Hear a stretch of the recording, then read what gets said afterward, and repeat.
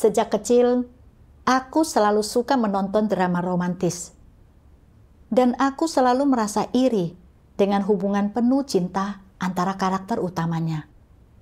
Jadi, aku mulai percaya bahwa tidak ada yang bisa membuatku lebih bahagia selain memiliki suami yang mencintaiku dan merawatku.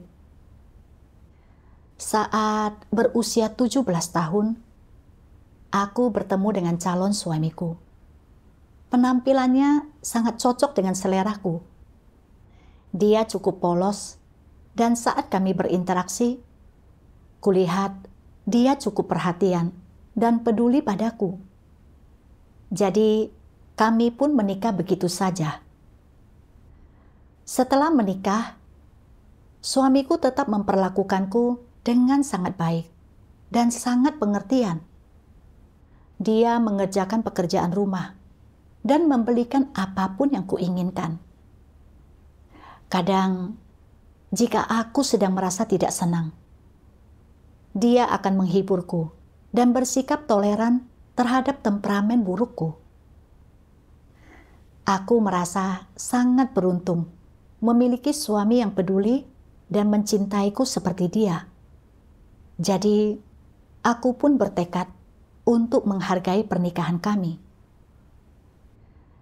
Pada tahun 2019, saat pandemi, ibuku memberitakan Injil tentang pekerjaan Tuhan di akhir zaman kepadaku.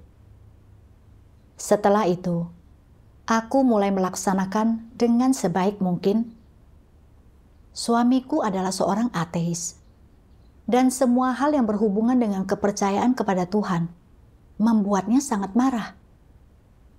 Selain itu, kecaman, penangkapan, dan fitnah PKT terhadap gereja Tuhan yang Maha Kuasa membuatnya sangat menentang kepercayaanku kepada Tuhan.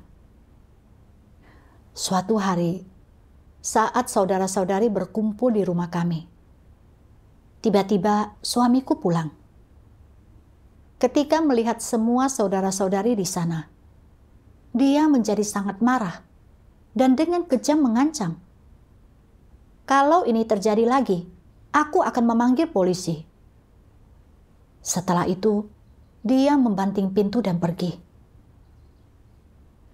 Aku belum pernah melihat suamiku semarah itu. Rasanya seperti dia telah berubah menjadi orang yang benar-benar berbeda. Aku benar-benar ketakutan ketika melihat betapa suamiku menentang imanku dan berpikir, apa yang harus aku lakukan? Jika memergoki kami lagi, apakah dia benar-benar akan memanggil polisi? Apakah dia akan marah padaku malam ini ketika dia pulang? Bagaimana aku menjelaskan ini padanya tanpa membahayakan hubungan kami? Pada saat itu, seorang pemimpin gereja berbagi pengalaman pribadinya dalam persekutuan denganku dan membacakan bagian berikut dari firman Tuhan. Dalam setiap langkah pekerjaan yang Tuhan lakukan di dalam diri manusia, di luarnya, pekerjaan itu terlihat seperti interaksi antara manusia. Seolah-olah itu lahir karena pengaturan manusia atau dari gangguan manusia. Namun di balik layar, setiap langkah pekerjaan dan semua yang terjadi adalah pertaruhan yang iblis buat di hadapan Tuhan dan menuntut orang-orang untuk berdiri teguh dalam kesaksian mereka bagi Tuhan. Setelah membaca firman Tuhan, aku menyadari bahwa secara lahiriah tampaknya suamikulah yang menghalangiku. Padahal sebenarnya ada skema iblis di balik semua itu. Iblis menggunakan ancaman suamiku untuk membuatku khawatir dan takut, bahkan menjauh dari Tuhan, mengkhianatinya, serta meninggalkan iman dan tugasku demi mempertahankan hubungan kami. suamiku memergoki kami berkumpul atas seizin Tuhan. Tuhan berharap agar aku tetap teguh dalam kesaksianku di tengah situasi itu. Dan aku harus berpihak pada Tuhan dan tidak menyerah pada setan. Setelah memahami maksud Tuhan, aku merasakan iman yang diperbarui. Suamiku memang sangat marah ketika pulang. Dia bilang akan memasang CCTV, dan jika dia memergokiku lagi, dia akan memanggil polisi dan menceraikanku. Mendengar dia mengatakan semua itu, aku merasa sangat sedih, dan air mataku mengalir deras. Saat itu, aku teringat firman Tuhan yang mengatakan, semua yang terjadi adalah pertaruhan yang iblis buat di hadapan Tuhan dan menuntut orang-orang untuk berdiri teguh dalam kesaksian mereka bagi Tuhan. Iblis sedang bekerja melalui suamiku untuk membuatku berhenti percaya kepada Tuhan. Aku harus memahami rencana jahatnya. Jadi, aku dengan tegas menyatakan, jika kau khawatir imanku akan membawa masalah padamu, aku tidak bisa memaksamu untuk tetap bersamaku. Jika kau ingin bercerai, bercerai saja, karena aku tidak bisa melepaskan imanku. Dia sangat marah, matanya menjadi merah, dan dia memukuli ranjang dengan tinjunya. Walaupun aku tidak berkompromi dengan suamiku saat itu, tetapi aku tetap takut bercerai. Dan aku tidak ingin imanku mengganggu hubungan kami. Setelah mengetahui aku percaya kepada Tuhan, suamiku berhenti memperlakukanku dengan baik dan selalu meledak marah padaku, serta mencari-cari kesalahanku. Apa yang kau lakukan di rumah seharian? Bagaimana mungkin seseorang seusiamu percaya kepada Tuhan? Lihatlah istri orang lain. Mereka menghabiskan waktu seharian di rumah untuk mencari tahu makanan enak apa yang harus dimasak dan tahu bagaimana cara memasak semuanya. Lalu, apa gunanya kau untukku? Lebih baik aku memelihara anjing. Kau tidak bekerja keras untuk mencari uang. Suatu hari nanti, anak kita harus pergi ke sekolah dan akan memerlukan perawatan saat dia sakit. Jika kau tidak menabung, biarkan saja Tuhan yang menghidupimu saat kau tua nanti. Jika kepercayaanmu kepada Tuhan membuatmu ditangkap, itu akan berdampak pada kesempatan anak kita untuk masuk militer dan masuk ke universitas.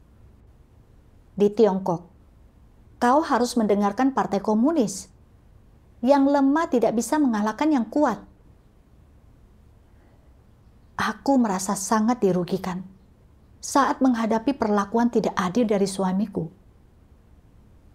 Setelah mulai percaya kepada Tuhan, aku sedikit berubah dalam segala hal. Sebelumnya, aku sangat egois, jarang memasak, merapikan atau membersihkan rumah, dan aku seringkali marah kepadanya. Sekarang, karena aku percaya kepada Tuhan dan memahami kebenaran serta melakukan penerapan sesuai dengan firman Tuhan, aku dapat menjalani kemanusiaan yang normal sedikit demi sedikit. Sebelum aku percaya kepada Tuhan, aku menghabiskan semua uang yang kuperoleh untuk membeli kosmetik dan berdandan. Setelah aku mulai percaya kepada Tuhan, aku masih bekerja. Dan meskipun gajiku lebih sedikit, aku berusaha menabung sebanyak mungkin dan menggunakan semua gajiku untuk mencukupi biaya hidup keluarga. Jadi, bagaimana mungkin ini dianggap aku tidak menghasilkan uang? Namun, hati suamiku sekeras besi dia sama sekali tidak bisa melihat adanya perubahan dalam diriku. Dia bahkan mengancamku dengan berkata, "Aku akan mematahkan kakimu dan mengurungmu di rumah. Lalu kita lihat saja nanti, apakah kau masih percaya kepada Tuhan?" Suatu ketika, dia menggenggam leherku dan berkata, "Akan kucekik kau. Kita lihat saja, apakah Tuhanmu akan menyelamatkanmu." Malam itu, saat mengingat betapa perhatian suamiku padaku dahulu, dan bagaimana sekarang dia selalu mencari-cari kesalahanku setiap hari, karena aku percaya kepada Tuhan. Aku merasa diperlakukan dengan sangat tidak adil. Tangisku pun tak bisa kubendung lagi. Pagi berikutnya, mataku masih bengkak karena menangis. Tetapi suamiku tidak bereaksi ketika melihatku. Ketika memikirkan bahwa jika aku tidak percaya kepada Tuhan, suamiku tidak akan memperlakukanku seperti itu, aku jadi sedikit ragu. Namun kemudian, aku teringat bagaimana Tuhan telah datang untuk melakukan pekerjaannya dan menyelamatkan umat manusia, dan bahwa aku perlu menerapkan iman dengan baik, serta menempuh jalan yang benar. Jadi, aku tahu aku tidak bisa meninggalkan imanku demi suamiku. Tetapi, aku juga tidak ingin kehilangan pernikahanku. Setelah itu, aku dengan hati-hati menjaga hubungan kami dan memikirkan cara-cara untuk menyenangkan suamiku. Mengetahui bahwa suamiku merasa terganggu oleh imanku, aku mencoba menyembunyikan buku-buku firman Tuhan agar tidak terlihat olehnya. Dan setelah pertemuan, aku merapikan ruangan dan tidak meninggalkan sedikit pun jejak dari pertemuan itu. Tidak peduli seberapa lelah setelah mengurus anak, aku selalu meluangkan waktu untuk membersihkan rumah dan menyiapkan makanan. Aku hanya akan melakukan saat teduhku ketika suamiku tidak di rumah, karena takut dia akan menemukan kesalahanku. Kadang, ketika suamiku bekerja lembur, aku memanfaatkan kesempatan untuk membaca firman Tuhan. Tetapi, aku tidak bisa fokus karena khawatir dia akan pulang lebih awal. Satu telingaku selalu fokus ke pintu, dan begitu pintu itu terbuka, aku akan panik menutup komputer dan menyimpan bukuku. Setelah itu, suamiku tidak pernah lagi memergokiku sedang menjalankan iman atau membaca firman Tuhan. Dan sikapnya terhadapku perlahan-lahan membaik. Pada tahun 2021, ketika anakku sudah sedikit lebih besar, ibu mertuaku mulai mengurusnya, dan aku bisa mulai membimbing pendatang baru. Tidak lama kemudian, aku terpilih sebagai diaken penyiraman. Karena aku memikul beban dalam tugas tersebut, aku terpilih sebagai pemimpin gereja pada Maret 2023. Sebagai seorang pemimpin, aku harus mengadakan pertemuan, dan beban kerjaku meningkat. Kadang, aku harus menjawab pertanyaan dalam surat-surat di malam hari. Tetapi, aku benar-benar tidak berani menanganinya di malam hari. Aku berpikir dalam hati, dia tidak tahu bahwa aku masih menjalankan iman dan melaksanakan tugasku. Hubungan kami baru saja mulai membaik. Tetapi jika dia mengetahui bahwa aku masih percaya dan menjalankan tugas, bukankah dia akan kembali mempermasalahkan diriku sepanjang hari seperti sebelumnya. Jika aku tidak bisa bekerja di malam hari, tidak apa-apa. Aku akan bekerja lebih banyak di siang hari. Karena aku tidak berani membalas surat-surat di malam hari dan mengadakan pertemuan setiap hari. Surat-surat yang tidak terbaca mulai menumpuk. Pekerjaan pembersihan dan pengusiran gereja terus tertunda. Dan kemajuan pekerjaan Injil kami juga melambat. Aku sangat mencemaskannya. Tetapi aku berpikir, karena ibu dan ayah mertuaku tinggal bersama kami. Jika mereka mengetahui tentang imanku dan bekerja sama dengan suamiku untuk menggangguku atau mendorong suamiku untuk menceraikanku, apa yang harus aku lakukan? Aku tidak ingin kehilangan pernikahan ini. Jadi, aku merasa terkekang saat menjalankan tugasku. Suatu ketika, dalam sebuah pertemuan, aku mendengar bagian firman Tuhan ini. Tuhan Yang Maha Kuasa berfirman, "Setelah menikah, ada orang-orang yang siap untuk mengabdikan seluruh upaya mereka untuk kehidupan pernikahan mereka, dan mereka siap untuk berjuang, bergumul, dan bekerja keras untuk pernikahan mereka. Ada orang-orang yang mati-matian mencari uang dan menderita, dan tentu saja makin menggantungkan kebahagiaan hidup mereka kepada pasangan mereka.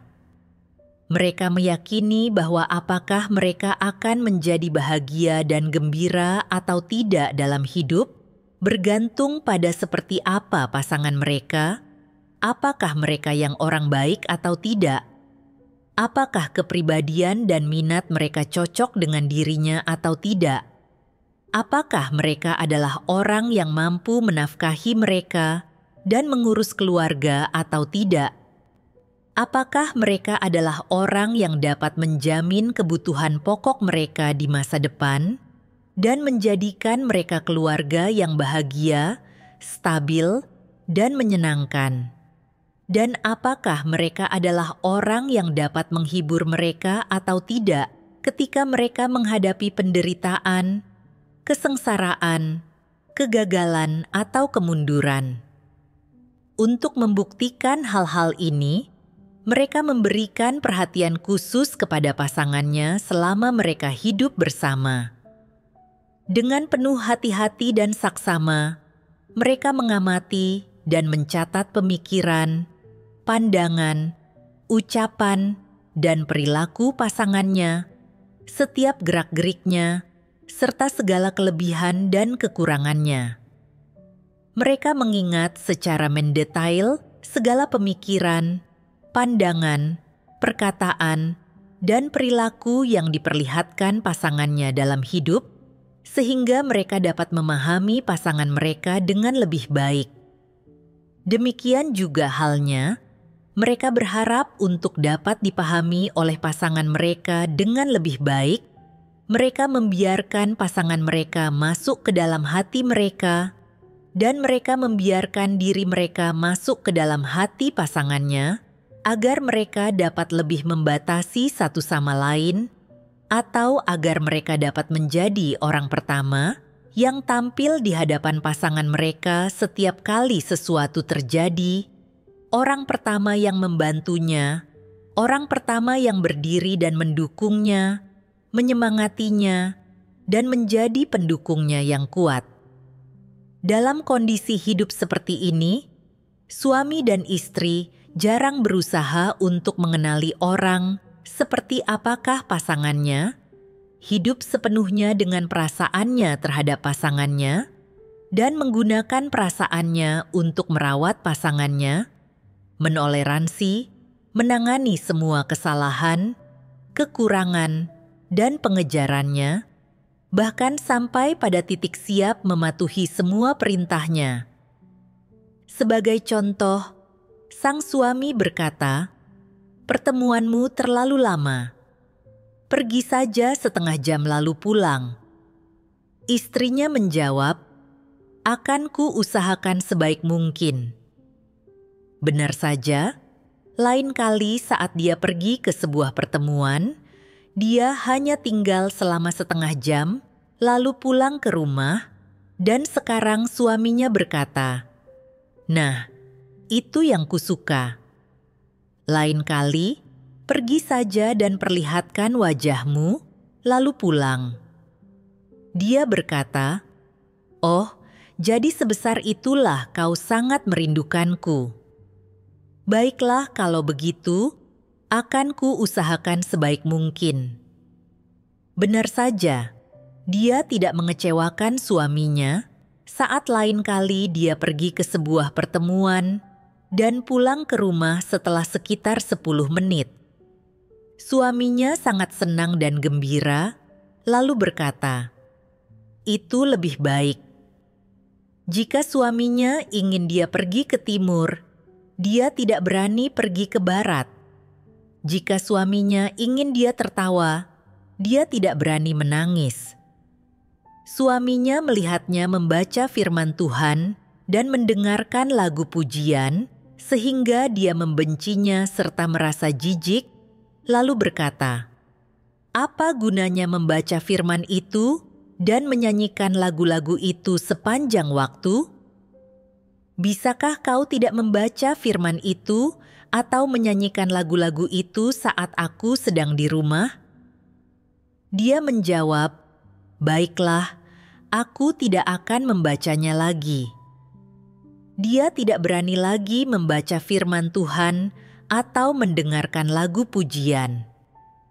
Dengan tuntutan suaminya, dia akhirnya mengerti bahwa suaminya tidak suka dia percaya kepada Tuhan atau membaca firman Tuhan.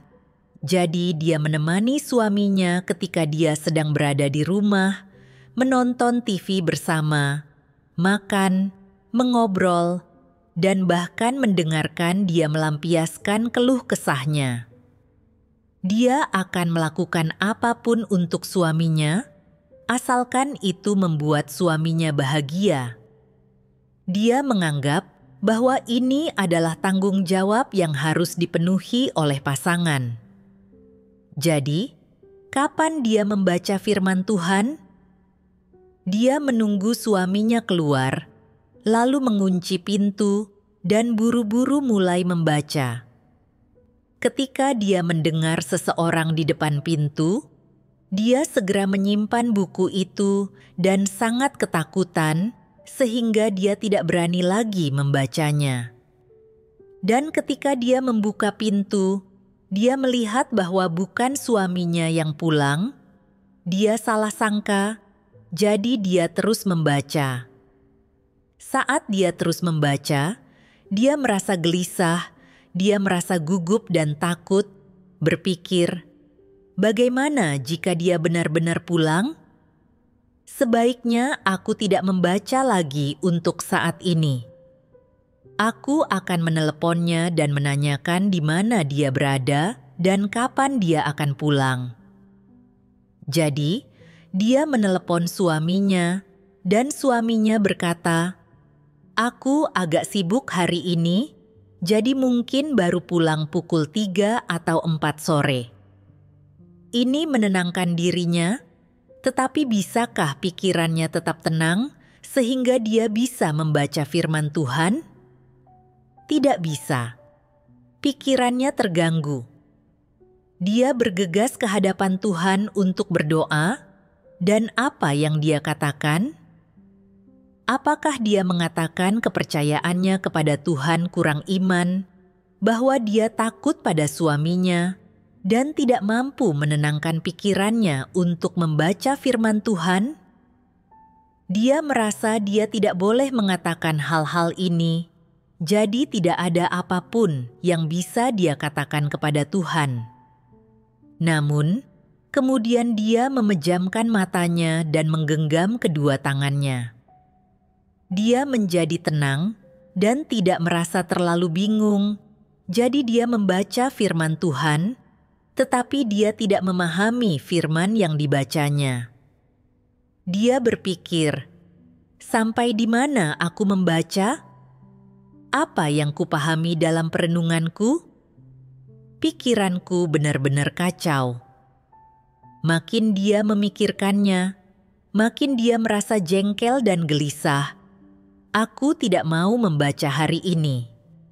Tidak menjadi masalah jika aku melewatkan saat teduhku sekali ini saja. Bagaimana menurutmu? Apakah hidupnya berjalan lancar? Apakah ini penderitaan dalam pernikahan ataukah kebahagiaan pernikahan? Firman Tuhan mengungkapkan keadaanku yang sebenarnya.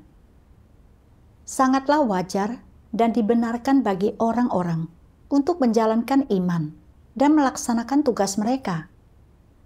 Namun, saat suamiku menghalangiku, agar hubungan kami terus bertahan, agar aku bisa terus diperhatikan dan dipedulikan olehnya, dan agar tidak kehilangan pernikahanku, aku tidak keberatan mengesampingkan tugasku dan melakukan segala yang aku bisa untuk mendapatkan simpatinya. Karena suamiku tidak suka aku menjalankan iman, aku tidak berani makan dan minum firman Tuhan saat dia di rumah. Dan ketika mendengar dia tiba di rumah, aku merasa takut dan dengan panik menyembunyikan buku-bukuku. Jika bukan karena suamiku, saat pulang malam, aku bisa saja secara teratur melakukan waktu teduh, meninjau kesalahan dalam pekerjaanku, makan dan minum firman Tuhan untuk mengatasi watak rusakku, dan hidupku akan berkembang lebih cepat. Sebenarnya, ini akan bermanfaat juga untuk tugasku. Namun, demi mempertahankan pernikahanku yang bahagia, aku mengesampingkan tugas dan pencarianku akan kebenaran, dan hampir tidak pernah melakukan waktu teduh sama sekali di rumah. Karena aku tidak bisa melawan beberapa tren duniawi yang jahat, aku sering keterusan menonton video dan film orang-orang tidak percaya. Hubunganku dengan Tuhan menjadi jauh, dan jalan masuk kehidupanku menjadi rusak. Lebih dari itu, aku tidak bisa membalas surat tepat waktu di malam hari, sehingga banyak pekerjaan kami tertunda dan tidak terselesaikan. Hingga pemimpin datang untuk memeriksa dan memberi tekanan kepadaku. Kusadari bahwa aku hanya peduli pada diriku sendiri. Aku tidak peduli jika kepentingan gereja dikorbankan, asalkan aku bisa mempertahankan pernikahanku. Dan akibatnya, banyak proyek tertunda. Aku benar-benar tidak memiliki hati nurani dan nalar, serta sangat egois dan hina. Setelah itu, aku melihat bagian berikut.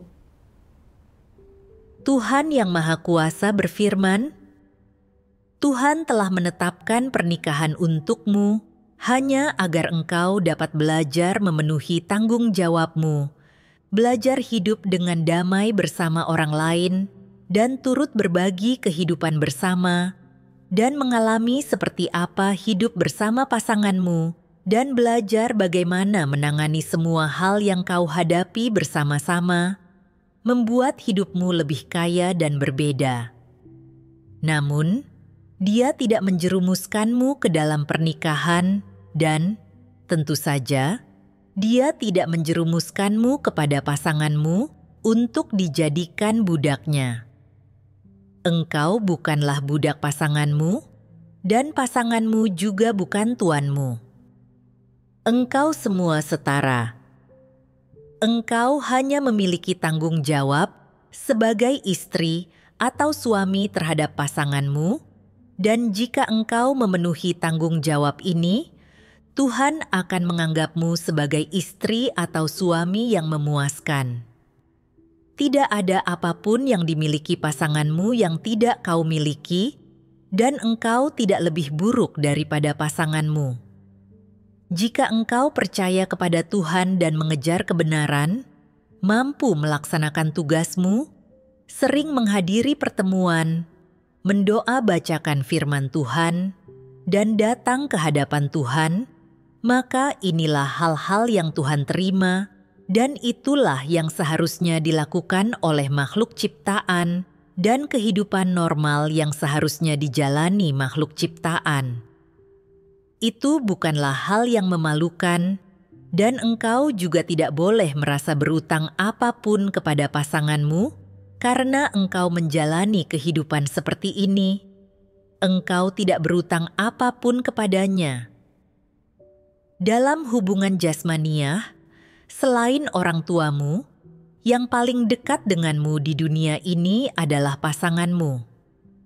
Namun, karena engkau percaya kepada Tuhan, Dia memperlakukanmu seperti musuh dan menyerang serta menganiayamu.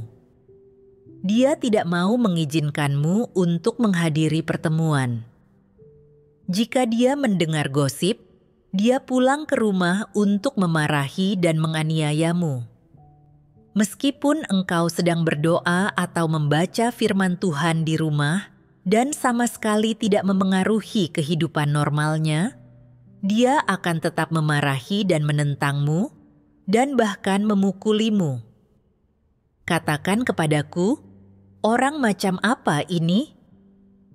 Bukankah dia adalah setan? Inikah orang yang paling dekat denganmu? Apakah orang semacam ini pantas untuk membuatmu memenuhi tanggung jawabmu terhadapnya? Tidak, dia tidak pantas. Jadi, ada orang-orang yang berada dalam pernikahan semacam ini masih mematuhi pasangan mereka, rela mengorbankan segalanya, mengorbankan waktu yang seharusnya mereka manfaatkan untuk melaksanakan tugas, mengorbankan kesempatan untuk melaksanakan tugas mereka, dan bahkan mengorbankan kesempatan untuk memperoleh keselamatan. Mereka tidak boleh melakukan hal-hal ini, dan setidaknya mereka harus melepaskan gagasan-gagasan semacam itu. Dengan membaca firman Tuhan, aku belajar bahwa Tuhan menetapkan pernikahan untuk membantu manusia belajar hidup damai bersama, saling menemani dan peduli, serta belajar untuk memenuhi tanggung jawab. Tujuannya adalah agar ada seseorang untuk diajak berkonsultasi saat menghadapi kesulitan, agar dapat menangani masalah bersama-sama dalam kerangka pernikahan. Tuhan tidak menjualku untuk dinikahkan, dan aku bukan budak suamiku. Kami semua adalah makhluk ciptaan. Kami setara. Setelah percaya kepada Tuhan, aku tetap melakukan yang terbaik untuk merawat suamiku. Ketika dia menghadapi kesulitan, aku berada di sisinya. Dan ketika dia sakit, aku merawatnya. Aku sepenuhnya memenuhi tanggung jawabku dalam pernikahan kami. Aku tidak berutang apapun padanya. Nyatanya, dialah yang terus-menerus mencari-cari kesalahanku dan mengancam dengan perceraian. Dia tidak menghargai pernikahan kami. Tetapi dengan bodohnya, aku berusaha mempertahankannya. Bahkan, aku terbelenggu olehnya dan tidak berani menjalankan iman dan mengejar kebenaran. Betapa bodohnya aku. Aku merasa jauh lebih jelas setelah membaca firman Tuhan. Aku sama sekali tidak mengganggunya ketika aku menghadiri pertemuan di luar atau makan dan minum firman Tuhan di rumah. Tetapi suamiku bukan hanya gagal mendukungku.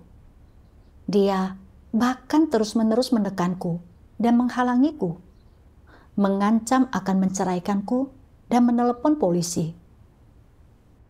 Ini menunjukkan bahwa suamiku memiliki kemanusiaan yang buruk dan pada dasarnya adalah setan. Dia tidak pantas mendapatkan kebaikan yang aku berikan kepadanya. Dan aku tentu tidak seharusnya berhenti makan dan minum firman Tuhan, mengejar kebenaran, melaksanakan tugasku, dan bahkan berhenti mendapatkan kesempatan untuk diselamatkan hanya demi dia. Ketika aku pulang, aku berpikir, aku tidak bisa lagi dikekang oleh suamiku. Keesokan harinya, aku mulai melaksanakan tugasku di rumah. Ketika aku mulai bekerja sama dengan lebih nyata, suamiku berhenti membuat masalah. Memang, dia kadang-kadang melontarkan komentar aneh. Tetapi, aku tidak lagi terkekang dan bisa menjalankan tugasku dengan normal. Kemudian, aku merenungkan, mengapa aku sangat menganggap penting pernikahan yang bahagia, dan bahkan menganggapnya sebagai pengejaran utama dalam hidupku. Aku melihat 2 kutipan firman Tuhan. Tuhan Yang Maha Kuasa berfirman, pertama, beberapa pendapat mengenai pernikahan menjadi populer di tengah masyarakat. Kemudian, berbagai karya sastra mengusung gagasan dan pendapat para penulis mengenai pernikahan. Ketika karya sastra ini diubah menjadi acara televisi dan film untuk diputar di layar kaca, karya-karya tersebut bahkan lebih secara gamblang menguraikan berbagai pendapat orang tentang pernikahan, berbagai pengejaran, cita-cita, dan keinginan mereka mengenai pernikahan. Hal-hal ini sedikit banyak terus-menerus ditanamkan ke dalam dirimu, baik terlihat maupun tidak terlihat. Sebelum engkau semua memiliki konsep pernikahan yang akurat, pendapat dan informasi masyarakat tentang pernikahan ini menciptakan prasangka dalam dirimu dan diterima olehmu. Lalu engkau semua mulai berkhayal tentang bagaimana pernikahanmu nantinya dan seperti apa pasanganmu nantinya. Entah engkau menerima informasi-informasi ini melalui acara televisi, film, dan novel, atau melalui lingkaran sosialmu dan orang-orang dalam hidupmu. Apapun sumbernya, semua pesan ini berasal dari manusia, masyarakat, dan dunia, atau lebih tepatnya, mereka berkembang dan berasal dari tren jahat. Tentu saja, jauh lebih tepat lagi, semua itu berasal dari iblis. Bukankah benar demikian? Pendapat masyarakat mengenai pernikahan ini, hal-hal yang memenuhi pemikiran orang dan kedalaman jiwa mereka, terutama adalah tentang kasih yang romantis. Pendapat-pendapat ini ditanamkan ke dalam diri orang, menyebabkan mereka memiliki segala macam khayalan tentang pernikahan. Sebagai contoh, mereka berkhayal tentang siapakah orang yang mereka cintai kelak akan menjadi orang seperti apa mereka dan apa saja persyaratan untuk menjadi pasangan hidup mereka. Khususnya, ada pesan-pesan beragam yang berasal dari masyarakat yang mengatakan bahwa mereka tentu saja harus mencintai orang tersebut dan orang tersebut juga harus mencintai mereka, bahwa inilah satu-satunya kasih romantis yang sejati, bahwa hanya kasih romantis yang sejatilah yang dapat membawa kepada pernikahan, bahwa hanya berdasarkan kasih yang romantis, barulah pernikahan bisa menjadi yang indah dan bahagia, dan pernikahan tanpa kasih yang romantis adalah tidak bermoral. Banyak orang yang menggantungkan kebahagiaan hidup mereka pada pernikahan mereka, dan tujuan mereka dalam mengejar kebahagiaan adalah mengejar kebahagiaan dan kesempurnaan dalam pernikahan.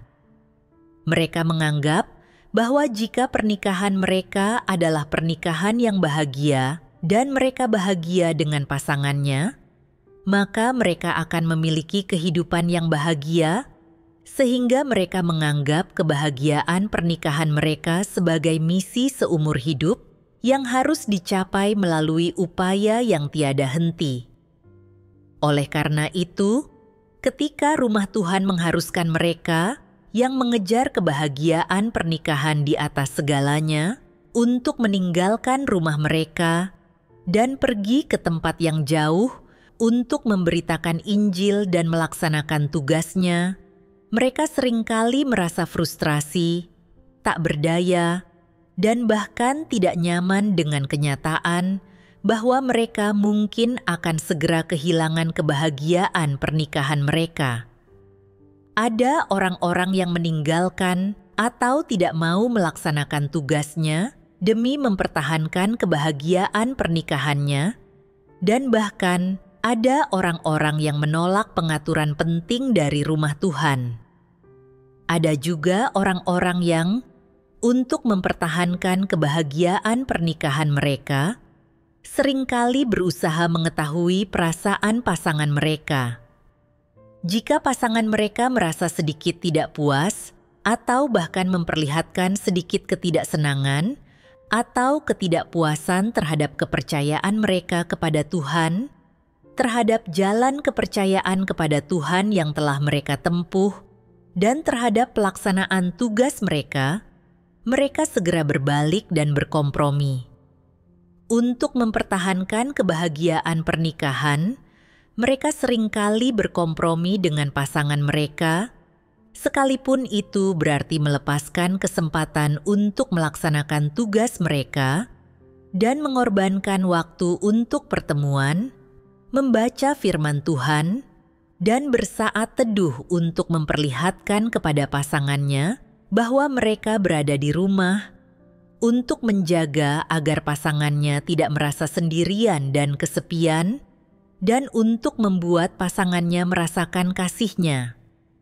Mereka lebih suka melakukan hal ini daripada kehilangan atau tanpa memiliki kasih pasangan mereka. Ini karena mereka merasa jika mereka melepaskan kasih pasangannya demi kepercayaan atau jalan kepercayaan kepada Tuhan yang telah mereka tempuh, ini berarti mereka telah menelantarkan kebahagiaan pernikahannya dan mereka tidak akan dapat lagi merasakan kebahagiaan pernikahan itu, dan kemudian mereka akan menjadi orang yang kesepian, memilukan, dan menyedihkan. Apa artinya menjadi seseorang yang menyedihkan dan memilukan? Itu berarti seseorang yang tidak memiliki kasih atau pujaan hati. Meskipun orang-orang ini memahami beberapa doktrin dan pentingnya Tuhan melakukan pekerjaan penyelamatannya, dan tentu saja mereka memahami bahwa mereka harus melaksanakan tugas sebagai makhluk ciptaan karena mereka menyerahkan kebahagiaan mereka kepada pasangannya, dan mereka juga, tentu saja, membuat kebahagiaan mereka bergantung pada kebahagiaan pernikahan mereka, meskipun mereka memahami dan mengetahui apa yang harus mereka lakukan. Mereka tetap tidak mampu melepaskan pengejaran mereka akan kebahagiaan pernikahan. Mereka secara keliru memandang kebahagiaan pernikahan sebagai misi yang harus mereka kejar dalam kehidupan ini, dan secara keliru memandang pengejaran akan kebahagiaan pernikahan sebagai misi yang harus diselesaikan oleh makhluk ciptaan. Bukankah ini sebuah kesalahan? Firman Tuhan mengungkapkan bagaimana pandangan keliru orang yang tidak masuk akal tentang pernikahan dibentuk oleh iblis. Aku ingat ketika aku masih kecil, lagu-lagu romantis sering diputar di lingkungan sekitarku. Setiap kali aku mendengar lagu-lagu itu, aku selalu berharap dan bermimpi tentang memiliki pernikahan yang bahagia.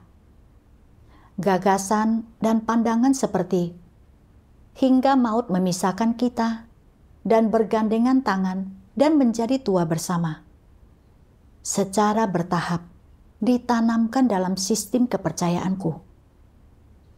Aku mulai percaya bahwa suamiku akan menemaniku sepanjang hidupku, dan bahwa tidak ada yang lebih penting daripada memiliki suami yang mencintaiku dan merawatku. Setelah percaya kepada Tuhan, aku membaca banyak firman Tuhan tentang menjalankan tugas. Dan aku tahu secara prinsip bahwa aku beruntung dilahirkan pada akhir zaman. Bahwa memenuhi tugasku sebagai makhluk ciptaan harus menjadi pengejaran utamaku dalam hidup. Dan itu adalah hal yang paling bermakna dibanding segala hal. Namun, aku terikat dan dibelenggu oleh gagasan serta pandangan duniawi ini. Aku berpikir bahwa suamiku harus menemaniku sepanjang hidupku, dan bahwa pernikahan tanpa cinta akan menyedihkan dan memilukan. Jadi, ketika suamiku berhenti peduli dan mencintaiku karena imanku, aku tidak bisa menerimanya. Aku sangat takut bahwa jika pernikahanku hancur, aku akan berakhir dalam keadaan menyedihkan, tanpa ada orang yang mencintai dan peduli padaku. Jadi, aku melakukan segala cara untuk mendapatkan kembali cinta suamiku. Melihat bahwa dia menentang imanku, aku mengalah padanya dan rela mengurangi waktu untuk makan dan minum firman Tuhan, serta menunda pekerjaan gereja demi mempertahankan pernikahanku. Betapa egois dan hinanya diriku. Aku teringat kembali bagaimana sejak aku mulai percaya kepada Tuhan, suamiku berubah total dan mulai selalu mencari-cari kesalahanku. Bahkan sering mengancam akan menceraikan atau melaporkanku ke polisi. Aku melihat bahwa perlakuan baik suamiku bukanlah cinta yang sejati. Itu hanyalah sandiwara yang sepenuhnya didasarkan pada kemampuanku untuk memberikan anak dan menjaga rumah tangga. Ketika imanku mengancam kepentingannya, topengnya terlepas, dan dia menyingkapkan esensinya sebagai setan. Cinta yang romantis dan pernikahan yang bahagia tidak lain hanyalah tipuan yang diciptakan oleh iblis untuk menipu dan menjebak manusia. Jika aku selalu meremehkan tugasku demi mempertahankan kebahagiaan pernikahan, aku tidak akan pernah memperoleh kebenaran. Dan pada akhirnya akan disingkirkan oleh Tuhan. Pada bulan Juni 2023, aku dipilih sebagai pemimpin distrik. Aku tahu Tuhan sedang meninggikanku dengan hal ini.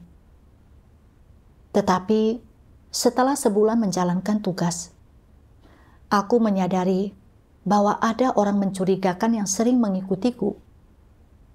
Dalam situasi seperti itu, satu-satunya cara untuk menjalankan tugasku dengan aman adalah meninggalkan rumah.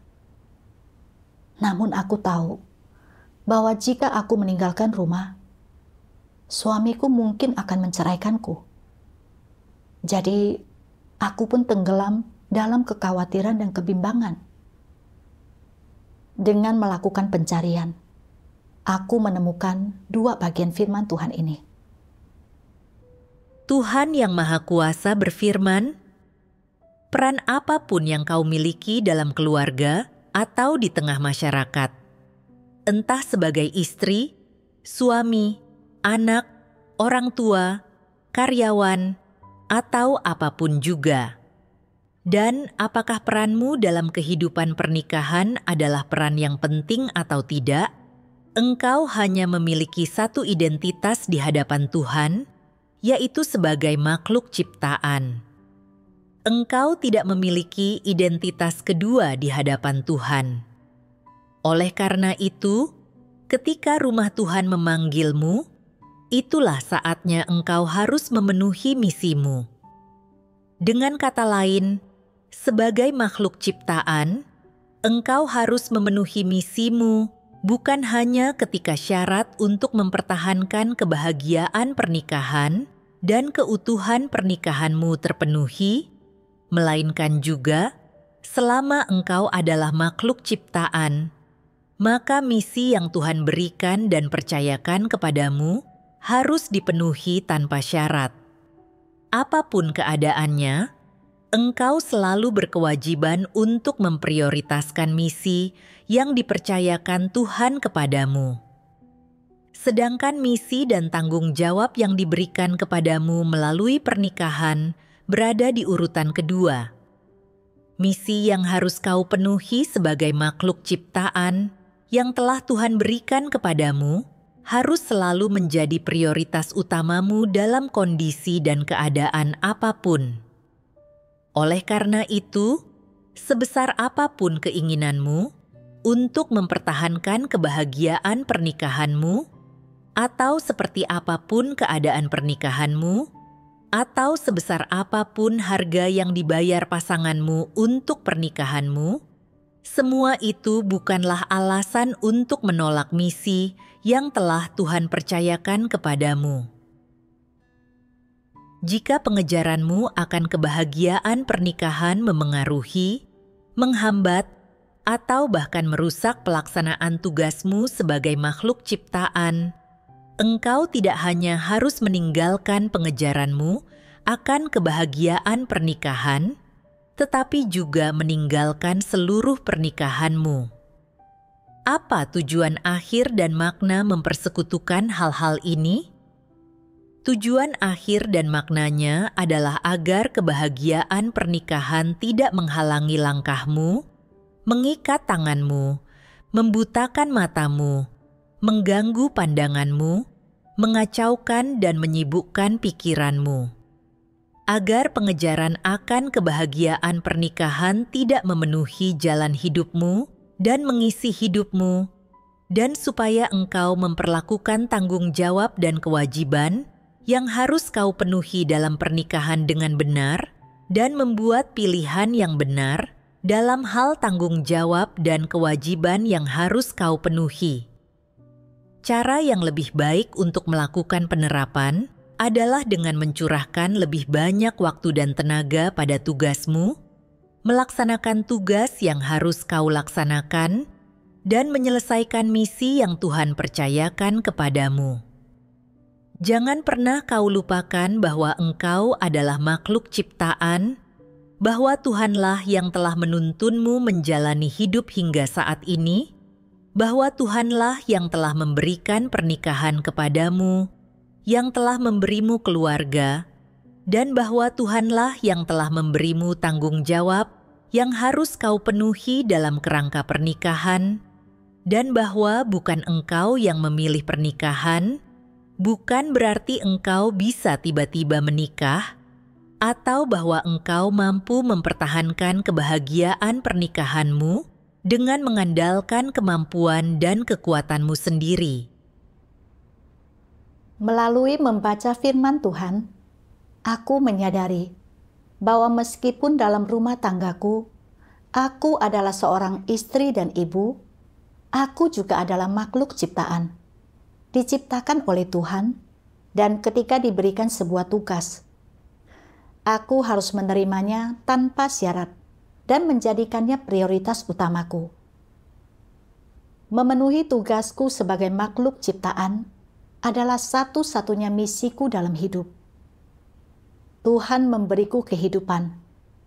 Dia tidak hanya menciptakan langit, bumi, dan segala sesuatu, menyediakan segala yang dibutuhkan manusia.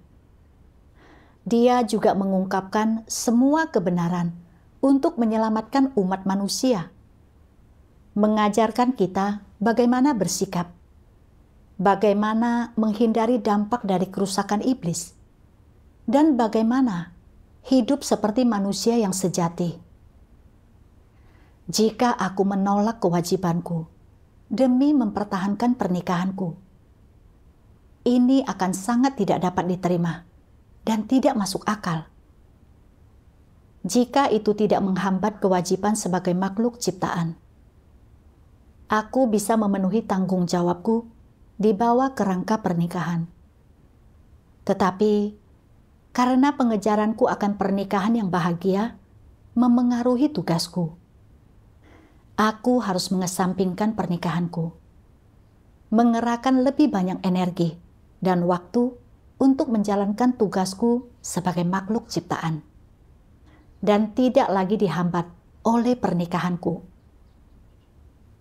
Saat itu, aku dengan jelas memahami bahwa aku harus berhenti mengorbankan kemajuan tugasku demi mempertahankan pernikahanku.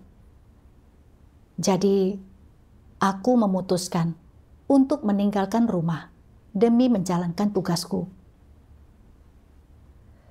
Ketika aku memberitahu suamiku bahwa aku perlu meninggalkan rumah untuk bersembunyi sejenak, dia segera meminta cerai. Dia berkata, "Aku bisa menunggumu jika kau ditangkap dan dipenjara selama beberapa tahun. Tetapi jika kau pergi dari rumah, sudah cukup bagiku." Aku sangat kecewa mendengar itu. Aku tidak bisa percaya bahwa suamiku lebih memilih aku ditangkap dan dipenjara daripada membiarkanku bersembunyi. Aku melihat bahwa suamiku memiliki esensi yang membenci Tuhan. Aku menghapus air mataku dan dengan tegas menjawab, "Manusia diciptakan oleh Tuhan, jadi kita seharusnya menyembahnya. Bahkan jika ditangkap, aku akan terus percaya setelah aku keluar. Jika kau bisa menerima ini, kita bisa tetap bersama. Jika tidak, kita berdua berpisah saja." Keesokan harinya, kami menandatangani surat perceraian kami. Sekarang, aku jauh dari rumah dan tidak lagi terhalang oleh suamiku. Aku punya lebih banyak waktu untuk membaca firman Tuhan dan menjalankan tugasku. Setiap kali menghadapi masalah, aku bisa mencari saudara-saudariku untuk bersekutu dan segera mencari. Ketika aku menyingkapkan watak rusak dalam tugasku, dan saudara-saudariku menunjukkannya, sekarang aku punya lebih banyak waktu untuk menenangkan diri dan merenung. Aku juga memiliki lebih banyak waktu untuk memeriksa pekerjaan dan segera memperbaiki masalah yang aku temukan. Hasilnya, kami mulai mendapatkan hasil yang lebih baik dalam pekerjaan kami. Sekarang, aku sadar bahwa dahulu aku hidup menurut pandangan dan pemikiran yang ditanamkan dalam diriku oleh setan. Dan aku kehilangan banyak kesempatan untuk memperoleh kebenaran dan tidak melaksanakan tugasku dengan baik. Semua ini berkat bimbingan firman Tuhan yang membantuku memutuskan belenggu dan kekangan pernikahan. Terima kasih Tuhan.